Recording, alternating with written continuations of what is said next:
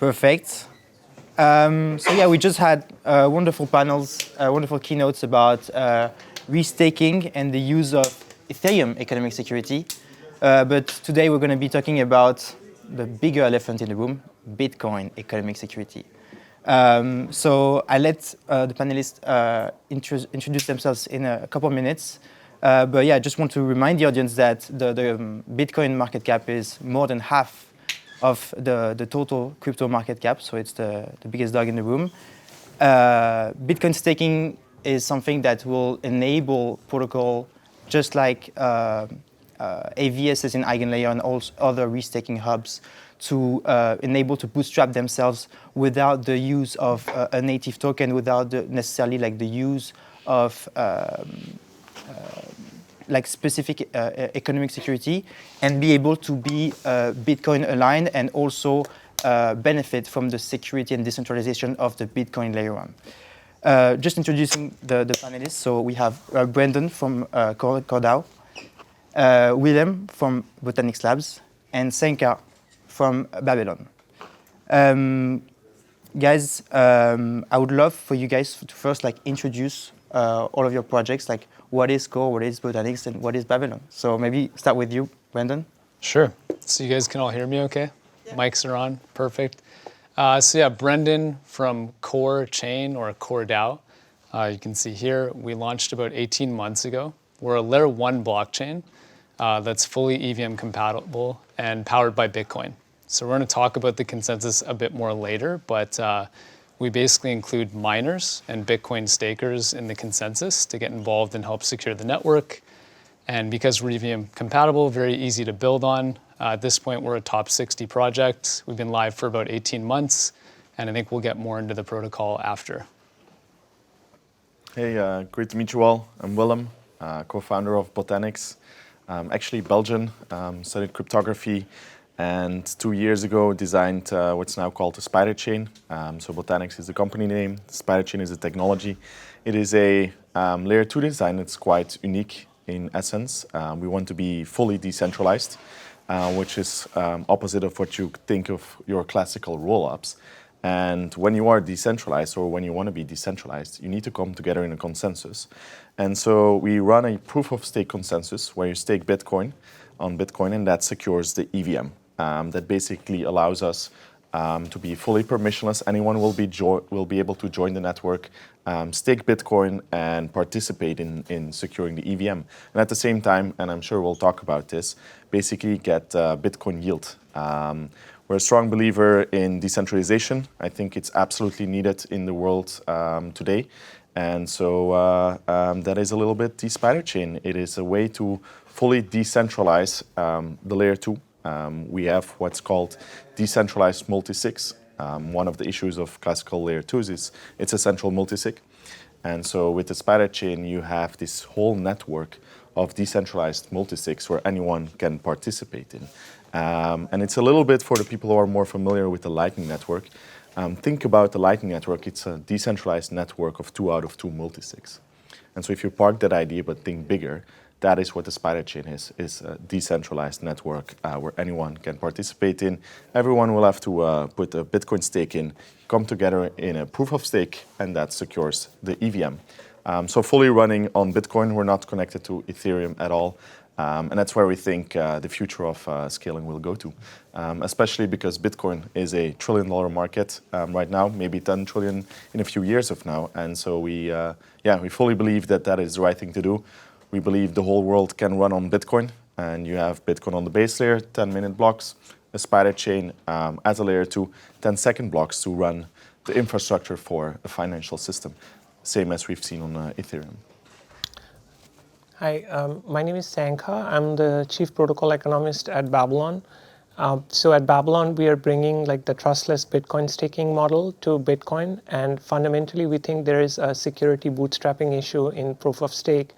But just to give a little bit of historical context, like I was one of the core protocol members at Thorchain, which was like a 2019 cross-chain Uniswap model.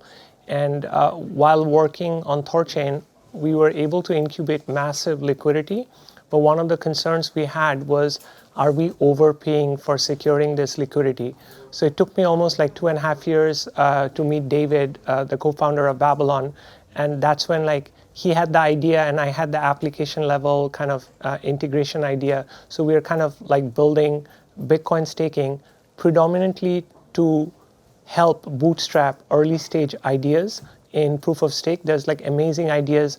One of the core theses out of 2019 was this app chain thesis, that you can actually have an application level idea, choose your set of validators and bootstrap that network. But the idea was very powerful, but this bootstrapping of network and giving random issuance was a massive problem to developing the economy. So we are trying to kind of bring Bitcoin staking to relive this app chain idea with the right amount of issuance. Very interesting. Yeah, so as you guys see, like Bitcoin staking could be taking like various forms. It can be used by many different types of protocols. Like we're saying, L2s were saying people that are trying to basically re-hypothecate Bitcoin security for other protocols. I would love for you guys to remind the audience what is the benefit for a protocol for you guys, or for example like your ecosystem, to use Bitcoin economic security, and how do you leverage that economic security within your protocol? So do you want me to start? If you want, yes. Sure. Oh, okay. Any one of us? Okay. Go for it. So I look at, I mean, first of all three of us are doing Bitcoin staking, and there's like, the fundamental idea is all of us are trying to kind of broadly say that you can do a lot more with your Bitcoin. And I think the two of the biggest like macro events this year, which has helped like Bitcoin bring to limelight, is definitely it's the best performing asset compared to all the macro assets, as well as the Bitcoin ETF has given like an institutional approval that no matter what, Bitcoin is here, the institutions love it, there's going to be more onboarding.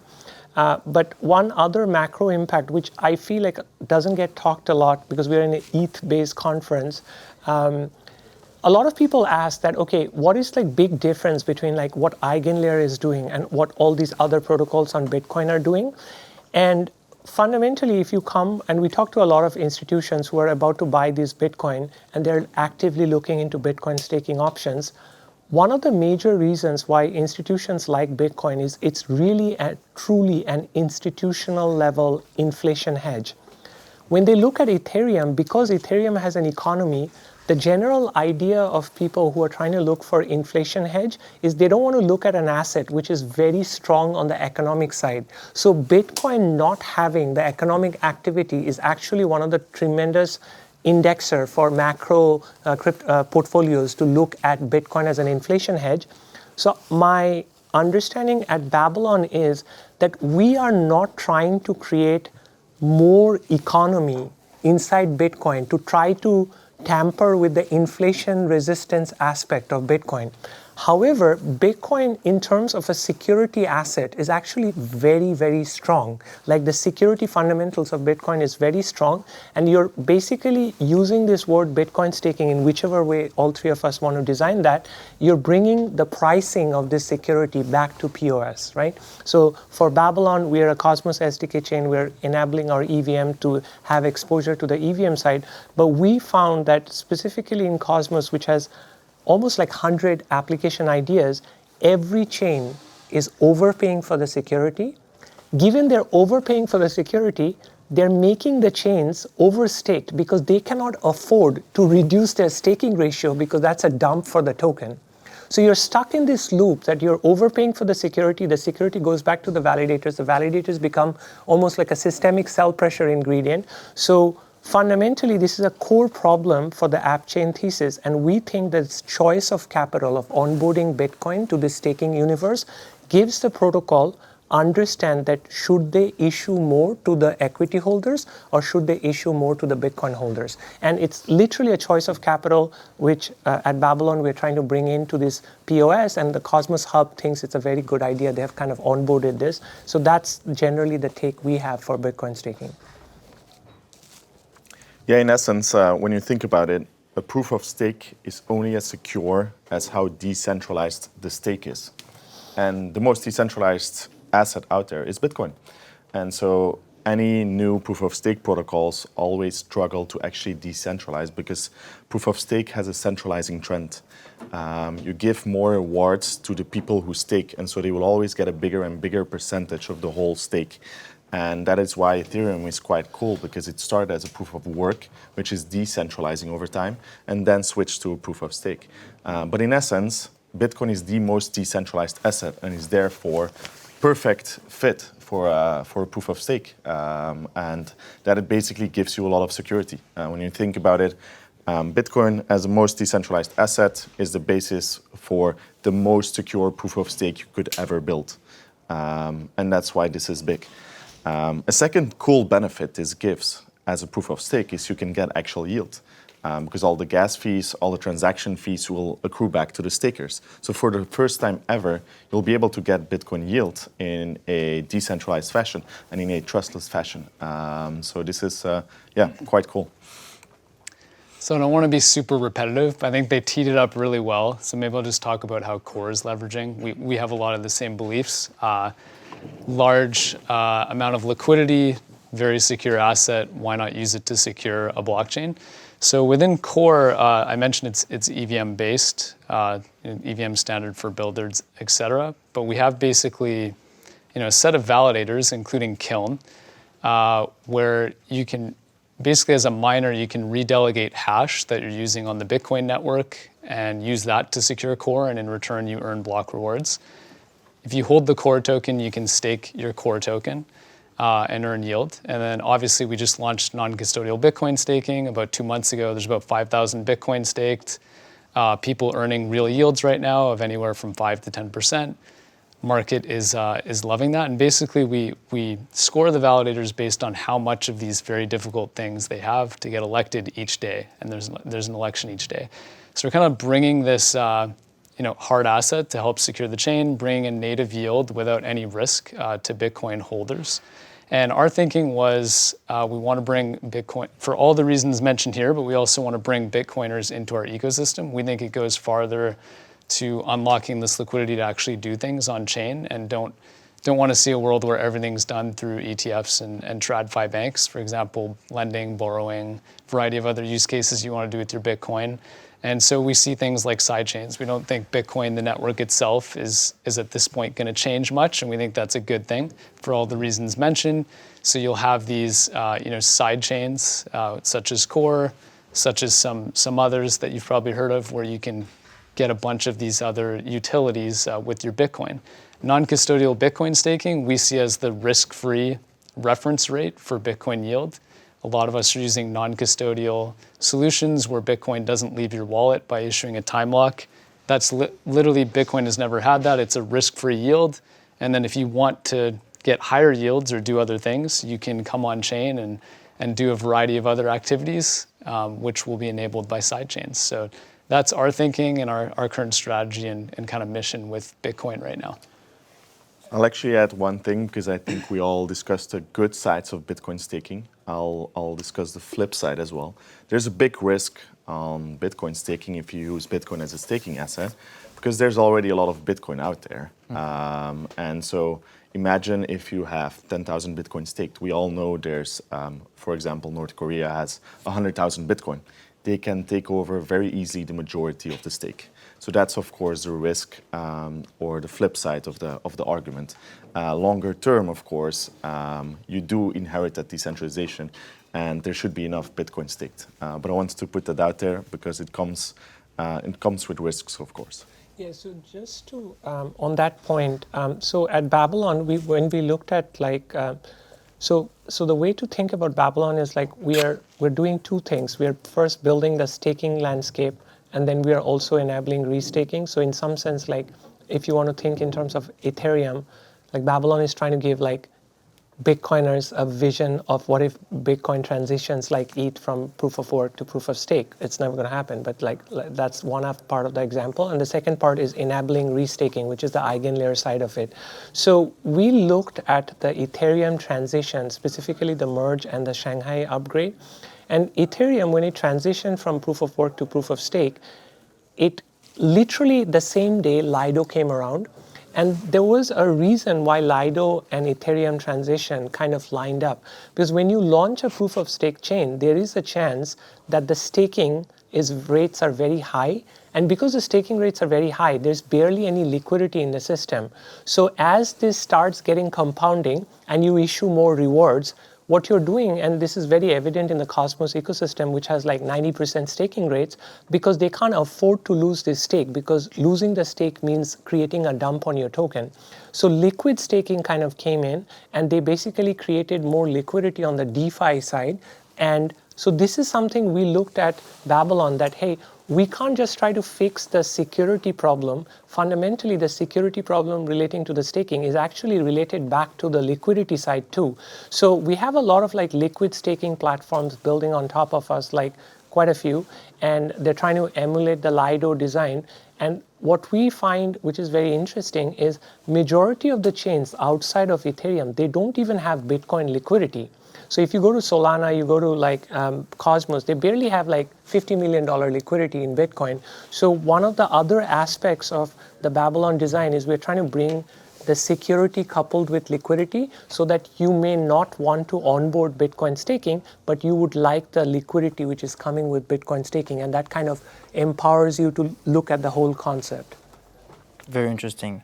I think we need to get into like a very important topic, which is we all know Bitcoin, we all know how Bitcoin works. I think the question on everybody's mind at this point is probably like, okay, I have Bitcoin on my wallet. How does my Bitcoin on my wallet, my idle Bitcoin, goes from idle Bitcoin to staked Bitcoin? How does it work in practice? Anybody? Yeah, so we're using a very simple design. So we have a staking script. So if you have your idle Bitcoin, fundamentally you have a UTXO address. And what we advise right now, because again, this technology is very experimental, so whoever wants to stake, make sure you just play with a fraction of the stake.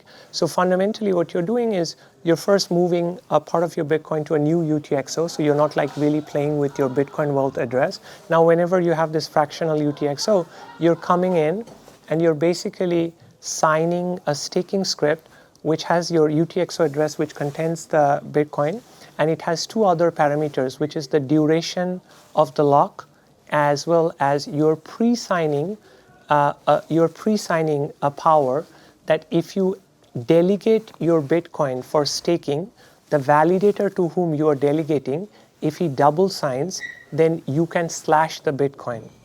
So it's a 3-parameter script, very simple.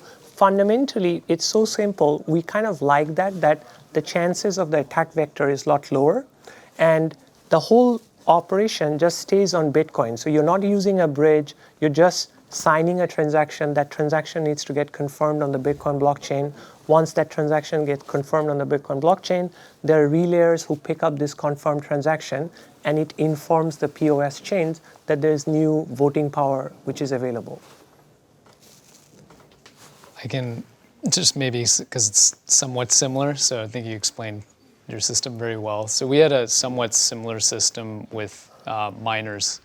So right now, about 55% of Bitcoin miners are delegating hash to Core. They input some data in the hash header. We have relayers that can pick up the script. They assign an EVM rewards address, and they also put some data around which validator they'd like to delegate to, and we pick that up in the script through these relayers. We do something similar on the Bitcoin side. There's no slashing with Core. That might be one of the key differences. But generally, you're issuing a time lock in your own wallet. You specify the duration of how long you want that time lock or that stake to happen, and which validator, and then an EVM address to earn your block rewards. And it's as simple as that. So you have the peace of mind of knowing that your Bitcoin is still viewable and in your wallet, but you don't have the ability to access it or spend or use it. So that's how our system currently works today. It's generally very, very low risk. We basically say that the risk as such is your private key risk, which you'd have with any existing wallet. And then obviously, as you if you want to bridge or do other things on Core, risks are different. But that's how non-custodial Bitcoin staking works today on Core. Process staking is a little bit more like Ethereum in essence. So what you do is like one step back. We're building the spider chain, which is this decentralized network of multisigs. In essence, everything is a multisig. And so you can have 10,000 full nodes or 100,000 full nodes, exactly like Ethereum, and everyone will have a part key set of this decentralized multisigs. And maybe there's like thousands of multisigs, and you as a full node have a key of 100 of them, for example. If I want to join as a participant and stake Bitcoin, you will send Bitcoin to this decentralized network controlled by 10,000, 100,000 full nodes. And then the logic sits on the EVM. The slashing sits on the EVM smart contract, very similar to like Ethereum itself. So if you do malicious behavior, if you're offline, if you sign the wrong transaction, if you double sign, you basically get slashed. And the idea is that there's 10,000 full nodes, so everyone sees it. And so anyone can basically say, oh, I saw double signatures, post that proof, and that's how you get slashed. Great. So we went into the practicality of the Bitcoin staking. Now the part that I think is most interesting for most people is the rewards. How does my Bitcoin get the rewards? Where do they come from? And how do they come back to my wallet? Yeah, so the idea is kind of very, if people have seen like staking in normal POS chains, right? So you stake for a certain duration. Mostly it's happening on the wallet layer. And then, like the rewards show up. Well, a lot of wallets, you still have to do like go and fetch the rewards and then again push it back into the stake. But I think like some of these wallets have understood that this process is very painful, and so they probably want to keep like a toggle like, hey, do you want someone to just fetch your rewards every day or every epoch and just push it back to stake? So the basic idea for Bitcoin stake to come is going to be similar. Like, so basically once Bitcoin enters the POS system, that Bitcoin is acting like a staking asset. And you're basically choosing the duration. Some people are giving you fixed duration, some people are giving you floating duration. So you're staking. Once the reward comes, the most important thing is there are not a lot of wallets which can show you native Bitcoin and POS rewards at the same wallet. So we kind of understood this, like specifically some of the Cosmos wallets which were existing before Babylon, they didn't have this functionality, but we were very lucky to have OKX wallet. And OKX wallet is something where I think it's because of like whatever happened with FTX, most of the centralized exchanges, they don't want their users to keep the assets on the exchange, and that proof of exchange stuff didn't really click. So OKX came up with this wallet. So most of the OKX users, they have this wallet which has the assets. So you can see your Bitcoin, you can see Atom, you can see Babylon token. So what you're going to see is you're going to stake the Bitcoin. You can see your native Bitcoin, but you can also see the POS rewards. And eventually, the function you will get is, do you want to see the rewards getting accumulated to Bitcoin, or do you want to keep these long tail assets and it's on you, right? So this wallet is going to give you the functionality if you want to see just compounding in terms of Bitcoin, or you want to keep Bitcoin plus all these other assets. Yeah. For Botanix, it's actually a very easy answer. Where does the yield come from? Is Bitcoin gas fees. So we run fully on Bitcoin, but we're EVM. Bitcoin will be the native token on the EVM. And so all the gas fees will be paid in Bitcoin. And so the more activity on the chain, think about Bitcoin-backed stablecoin, or like meme coin trading, or DEXs, or perp DEXs, all that activity generates gas fees who are in Bitcoin, and those gas fees accrue back to the stakers. And this can be absolutely massive. I'm like actually super excited about this because like for the first time ever, you can get massive Bitcoin yield. Think about Ethereum, you have $5 billion in gas fees every year. Now take everything you can do on Ethereum, you copy paste the same smart contract, you deploy that on Botanix, and you suddenly get native Bitcoin yield. So you can access a $1 trillion market, and it costs you almost nothing to do. Just copy exactly the same smart contract, the same activity you'll see on Ethereum, you'll see on a Botanix. All that activity creates gas fees in Bitcoin. That's the yield for the stakers. Interesting. So yeah, on Core, we took a very verticalized approach. We wanted to build a blockchain, get developers. We have over 100 dApps at this point. Great stats on DeFi Llama, dApp Radar. We wanted to get like a really well done blockchain, get the miners to participate, and we always kept in mind that Bitcoin staking would be part of our consensus. So what we've done is, and I should also mention, we never took VC funding. It's completely bootstrapped. So, I think we had very sound tokenomics from the start. We modeled our token after Bitcoin in a way. We've got an 81-year emission period. Instead of a 4-year halving, block rewards go down by 3% every year for 81 years. So there's like a really long curve, and then it's a fixed supply of 2.1 billion tokens. So as a staker, you obviously earn block rewards as blocks are produced each day by validators. As a Bitcoin staker, a miner, or a core staker, you earn a portion of those rewards. You also obviously get gas fees and transaction fees. So obviously we want to subsist on fees over the long term, but we have a very long-term view of the project. That's where the current yield comes from. It's not liquidity mining incentives or some shady trading strategy or like a centralized product or anything that puts your coin at risk. It's been modeled out for a long time. That's our current approach. There may be more yield down the road that we will talk about at a later time. Great. Yeah.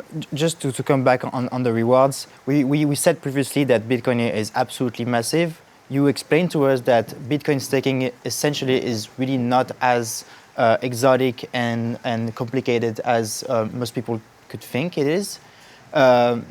What I get from that is that potentially there could be a massive inflow of staked Bitcoin into your protocols. How do you think your protocol or your protocol ecosystem will respond to that massive assets under staked and be able to retribute them with interesting, or I would say higher than 0.5% rewards? Yeah, so this is a great question. It's actually a question which, if you go through, good that he didn't take any venture funding, but we took some venture funding. So this is a natural question we were asked. So I would say the Bitcoin staking economy has actually not really developed. So what we are doing right now in the phase we are in, we're actually trying to get the Bitcoin locked. So once we get the Bitcoin locked, I think what's going to happen is the mental picture of incubating protocols would slowly start to change, right? People issue shares in Web 2 because the banks would not give them the loan. The reason the banks don't give them the loan because the company has no revenue. The day the company makes revenue, the protocol founder or the company founder has this choice that based on his revenue, he can get a lot lower service debt. And as a result, he has the choice of selling more parts of his company or getting a loan.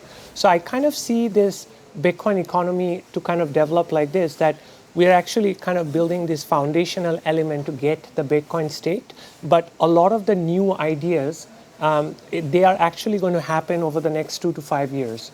So I would not be too concerned about looking just at the current demand and thinking about how much supply can come in and let's just do the math and then it turns out that it can't be even 0.5% yield. I think the economy is, the supply is a little bit like looking backwards, but the economy is a lot more forward looking. So you have to kind of match the aspect properly. Yeah, how much percentage yield to expect? I think it's an interesting question. It's a little bit circular because the more activity, the more Bitcoin yield is generated and the more people will stake because if yields go up, the more it attracts. Eventually, I think it will level out to the risk-free rate. This is purely economic. I think it's no accident that on Ethereum, the rate is more example 4 or 5%, which is very similar to the treasury rates on the US. Eventually, it's an open market and you look at the risk-free rate. And so longer term, I think on Botanix will also trend towards that 5%. If rates go up, people will stake more Bitcoin. if rates go down, then basically people will take away their stake. But eventually, I think it will level out around to 5%. Initially, I think will probably be around like 10, 20%, because it's considered more risky to actually stake your Bitcoin. And this is massive, right? You're talking about 10% yield on your Bitcoin, the best performing asset. That's, yeah, absolutely big. But it all depends on the activity on the chain. And so that's why we're fully EVM equivalent. You can now do basically anything you'll be capable of doing on Ethereum on top of Bitcoin and access a whole market. Actually, we've seen that anything you do on Bitcoin is typically 3x bigger than Ethereum, and it makes more sense because there's more capital. So I think when you think about DeFi, Bitcoin DeFi, I think that will be 3 times bigger than DeFi on Ethereum. And so that should generate quite some yield.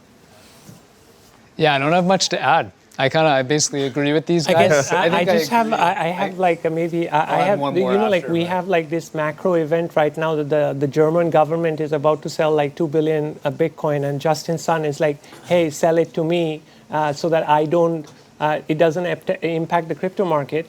Fundamentally, first of all, I like Justin Sun being like the Robin Hood of crypto right now.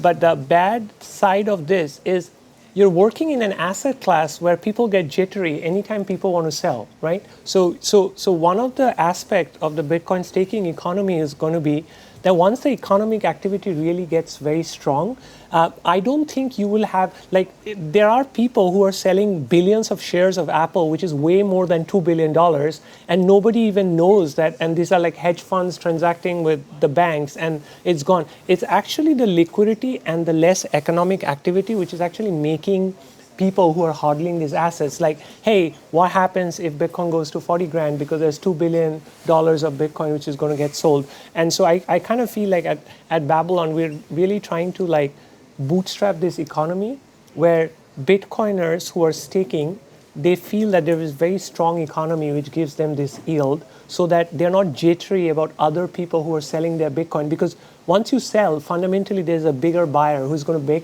take your Bitcoin and they're going to stake. So it's just that people are looking at the price levels right now because there's not much anything else to look at.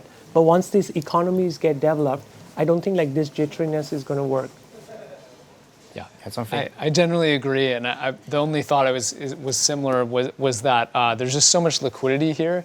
I think it's just like you need good products and actual usage, and that will increase fees, liquidity, and opportunity for Bitcoin, right? Like basically to drive these yields, we need dApp chains or other chains that are actually being used by users, right?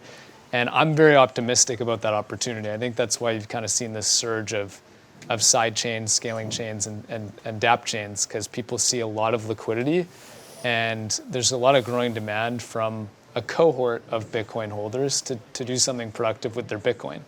And we think that there'll be more like Bitcoin liquidity than ETH within the next couple of years. Great. Definitely very interesting. On chain, Yeah. yeah. Let's just take a step back and talk about like Bitcoin more broadly. Like we're having all of these discussions about like DeFi on Bitcoin, about like Bitcoin staking. I've been interested in Bitcoin for a long time, and I don't think there was like really a point in time where there was like this much discussion around innovation on top of Bitcoin. And I think like we can definitely like look back and see all of the things that has happened culturally on Bitcoin the past 18 months. Like we had ordinals, we had even BRC20s, now we have runes, we have Bitcoin staking protocol launching. What is your vision and what's your thinking around like this cultural shift? Like what do you think, why do you think like the Bitcoin community evolved in this way? Maybe you start on this Yeah, side. yeah, go ahead. Yeah. I mean, a lot of people are pointing to the ordinals upgrade as kind of this, I don't know, shelling point, I guess, that kind of opened up people's eyes. The question was what? Was why is this happening now? Yeah. I think there's a few things. One, we already mentioned the ETFs. So it's kind of become the apex asset. It's been recognized by TradFi, and I think people are now actively looking for yield. And then there was ordinals. And if you had said like people would be spending Bitcoin to buy JPEGs a couple of years ago, I would have said absolutely not. No, fucking way. But then you see like a couple, basically what, 2 of the top 5 NFT collections are now on Bitcoin, and people are spending it to buy things. And there's just been a bit of a shift. Not every Bitcoiner is like that, but there's just so much liquidity that that I think there's a big opportunity there. And I think not as much innovation necessarily on Ethereum. People are kind of going back to the granddaddy apex asset, which is Bitcoin. It's how a lot of people got into crypto. A lot of institutions and folks hold a lot of Bitcoin, and they're looking to put it to work. People typically don't want to sell, they want to get more. So that's why they're looking for yield. They're looking to put it to work and get more Bitcoin. So yeah, those are just a few of the trends and why we think now's the time. And we obviously had the fork wars, like what is that, 8 years ago now, and I think those debates are relatively over on the Bitcoin network. It's going to stay how it is. There might be a couple upgrades here and there, but generally they move pretty slowly and securely. And a lot of the innovations now happening, and we're kind of like opening our minds up to other solutions to enable different use cases with Bitcoin, like sidechains. Yeah. Cool. I take a little bit of a different view. I think there's always been a massive demand. When you look at the OG Bitcoiners, they've been posting JPEGs and text on Bitcoin in 2012, 2013. They were like massive degens in the beginning. Yeah. And so one of the issues was like you couldn't really build that easily on Bitcoin. If you compare building on Ethereum and EVM on Solidity compared to like building on Bitcoin, it's really, really hard. And so I think what you saw happen after 2017, 2018, all the people who were like big Bitcoiners but wanted to build something actually moved away. And so left only the Bitcoin maxis behind. And so they started building applications. And there's actually a lot of dApp builders on Ethereum that actually are OG Bitcoiners. And now when they're realizing that they finally can build back again on Bitcoin, they're coming back. And so I think that's culturally and one trend I see. A second is technology. We had the Taproot upgrade. So the Taproot upgrade enabled a bunch of different applications. And so there's always been this massive $1 trillion market, but no infrastructure to actually do this. And so now suddenly with ordinals, you could actually do something, and then you immediately see it pick up. And so that's also our theory as Botanix. Once you can actually take Bitcoin loans, borrow against it, have Bitcoin-backed stablecoins, this will massively pick up, but there's no infrastructure to do it yet. Actually, I think a lot of people who are building, like we started right before ordinals, actually. I wrote a spiderchain white paper, more or less the same time Casey wrote ordinal theory. And it was just like, okay, it's the most logic thing. You have this big $1 trillion market and 0 applications. And you just look at the market and it's like, oh, all the applications are outside where the biggest liquidity pool is. So it makes the most sense to actually build some infrastructure that enables a lot of these applications. So I think just market cultural shift from like Bitcoin, away from Bitcoin, now back, and then technology upgrades like the Taproot all coming together. And then ordinals was really the fire or the spark that lit the whole fire, and now everyone in the industry could see it. That's how I read it. I look at it a little similar like him, but I think as a developer, I find like, and I was predominantly a Rust developer on Thorchain. If you're a good developer or you're a good protocol architect and you really understand Ethereum, and then you start looking at other ecosystems, and you see like Bitcoin sitting with like 50 or 60% of the liquidity, and you're like, well, I understand all the PBS, I understand all this execution ticket architecture. Wow, let me just spend some time trying to just like make sure that I'm not doing something stupid. But the effort to the payoff in Bitcoin is so much better that if you are able to kind of stick it out, it's a much bigger win. And I think personally for me, that's been so evident. And given that I could have gone and built on Solana, then again, the same issue that there's not much Bitcoin liquidity. So now you're basically focused on that idiosyncratic coins adoption and everything. Whereas if you come back to this OG asset with the Taproot upgrade, it has enabled a lot of like functionalities, but it really comes down to like talent is looking for the highest quality with the least competition. And Bitcoin still is offering that. Very, very cool. Being cautious of time, Marie, do we have any? Should I finish with my questions, yeah, you can. Or should we let the audience maybe ask their questions? How much time do we have? I have a question for you, Edgar. I have a panel, so I need to wrap up. Okay. Well, Senka has another panel, so he needs to wrap up. But happy to take any question and then. Okay. Yeah. I will let the audience ask their questions. Yeah. Basically, it's a very simple question. We are talking about mostly also institutional adoption here. And what's your stance on regulation? Very unpopular opinion or like topic, but like what do you see right now and what's your outlook on the future? I guess we took venture funding, so I kind of took a little bit of stab at it. I actually think that Bitcoin is actually the least sensitive to regulation because it's so decentralized. And fundamentally, the asset, like the Bitcoin spot ETF, is really a mark that it is the least regulation sensitive asset. So I don't really see any challenge to the core asset. But if there are more tokenizations or some other aspects which could be of concern, like I think a Bitcoin-backed stablecoin is going to be, like you have to really design it correctly because it would probably challenge the sovereign currencies of different countries. But just to the core Bitcoin asset, I think it's pretty safe. Yeah, I will answer it in the short term and the long term. I think in the short term, of course, you have this whole game theory playing out. It's like, okay, do we ban it? Do we not ban it? And we've seen it so many countries in the world, like ban it, then unban it, then ban it, then unban it. And I think, I mean, in the US, we've seen very against crypto, like for 2 to 3 years, basically trying to go after all the protocols. And now you suddenly have in this presidential race, like, oh, we're gonna be for it. And this is the game theory that's a little bit playing out. If you are a country and you're banning yourself from crypto, you're banning yourself from innovation. Yeah. And so eventually that will play out. Now I think longer term, this will be a very interesting case because how I see the world 100 years from now is like you have the whole world running on Bitcoin. You have tokens are the new securities, are the new stocks. DEXs are the new stock exchanges. Market makers are the new hedge funds. And so you're basically redesigning this whole financial system and regulation is so far behind. And so like longer term, it's a big question how this will play out, but it levels the playing field for a lot of people in the world. So it's a good thing, but regulation is unpredictable a little bit.